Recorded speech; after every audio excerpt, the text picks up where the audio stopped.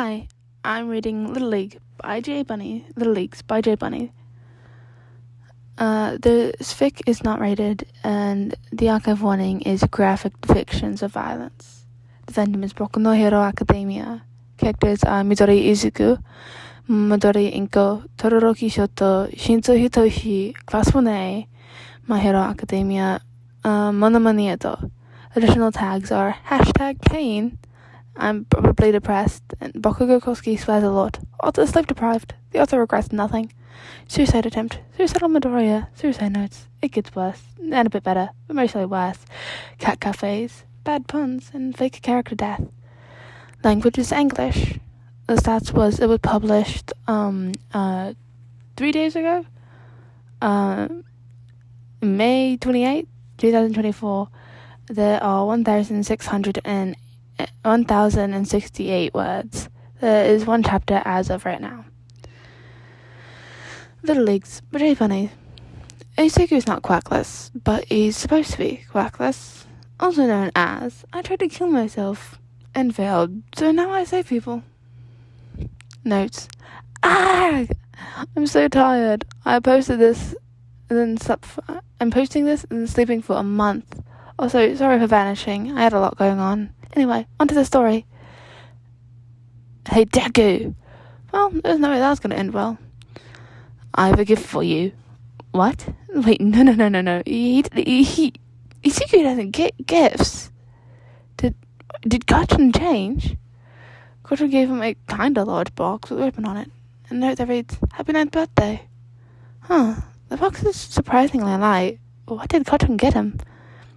Fucking spider lilies and chrysanthemums. What the hell, Gachin? Izuku drops the box, tears welling up in his eyes. Why? Was all I could utter out. It's a vice. Izuku really wants to scream right now, but it doesn't. On the other hand, he quite literally falls to his knees, sobbing. Izuku is contemplating it. He's on the ledge. Dipping forward seems like it'd be so gratifying. But being weightless in the wind, what he's doing probably could be considered daydreaming. But it doesn't matter. Izuku gives into the temptation and writes a note that reads, Dear Mum, sorry for being such a nuisance all the time. You're free now. You could date, get married maybe.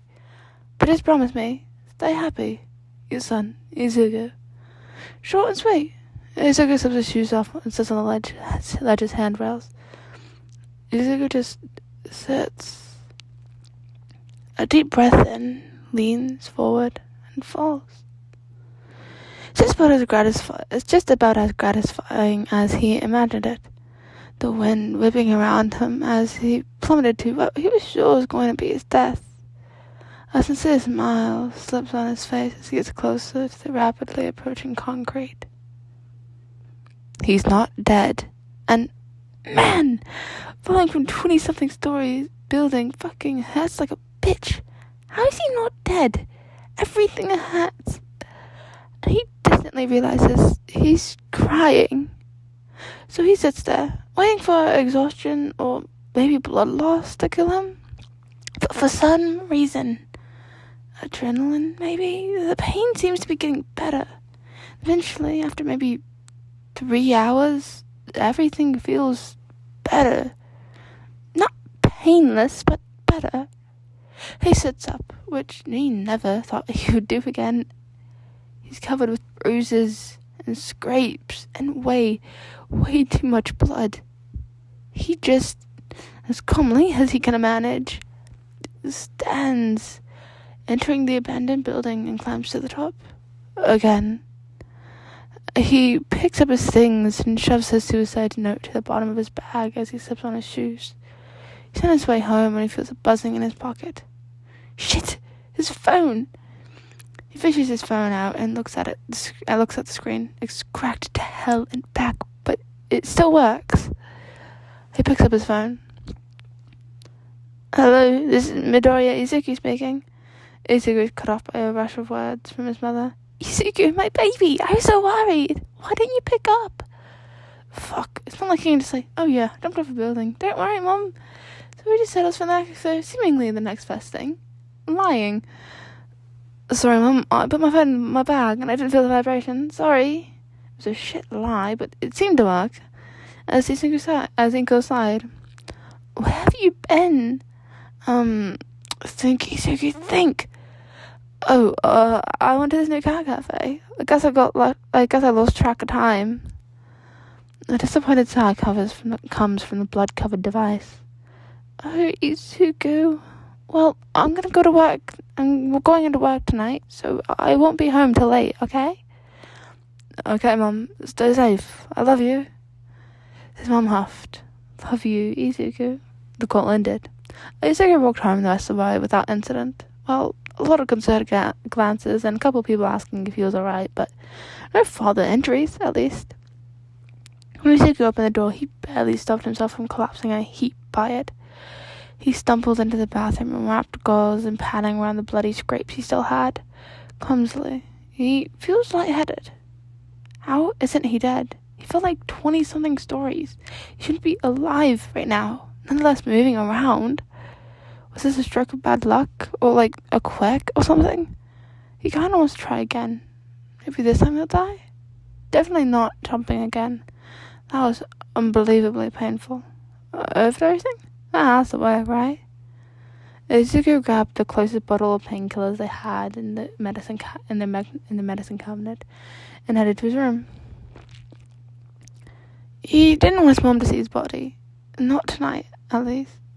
He opened up his phone and looked up the deadly the painkiller of his painkiller of choice. Acetaminophen. 20,000 grams. Huh? It's up 325 grams per pill, so a lot of pills are needed. Maybe you should do something else. So his wrists? No, that's too messy. He doesn't want to cause any trouble for Mom. He could hang himself, but he doesn't have a fan or anything in his room, so that's not really that viable. Living in traffic?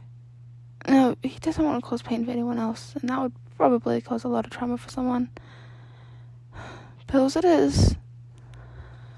Izuku grabs a water bottle from his bed and opens up the bottle of pills. It takes about a minute, but he eventually takes the entire bottle.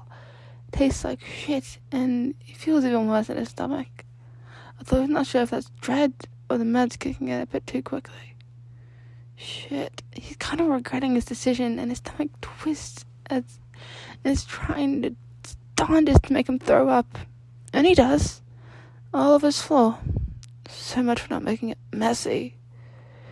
It's so weird, though. All the movies and all the books that he's ever read and watched have said nothing about the bathing or the weakness in his legs and his arms and shit, everything hurts. He sits against his bed. He's covered in vomit and his face is stained with tears, but he's still alive. Why isn't he dead? Why won't this godforsaken earth just let him rest? He falls asleep in a bile and blood-soaked hoodie and wrapped in a newly stained blanket. He wakes up, damn it, an hour before his alarm goes off. His floor is hardwood, so he doesn't really have to worry too much about the trouble of cleaning up dried puke off the floor before he changes his school uniform. And he puts his dirty clothes in a blanket in a laundry basket buried under other clothes. He slipped his mildly stained sneakers on and cooked himself breakfast. His mom's probably still asleep. The nausea isn't entirely gone, but it's definitely not as bad as it was. Notes. Sorry if it's bad. I don't really have a proofreader. And that was Little Leagues by J Bunnies. Hope you have a great day.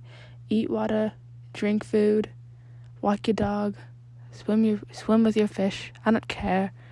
Have fun and keep yourself alive. Bye.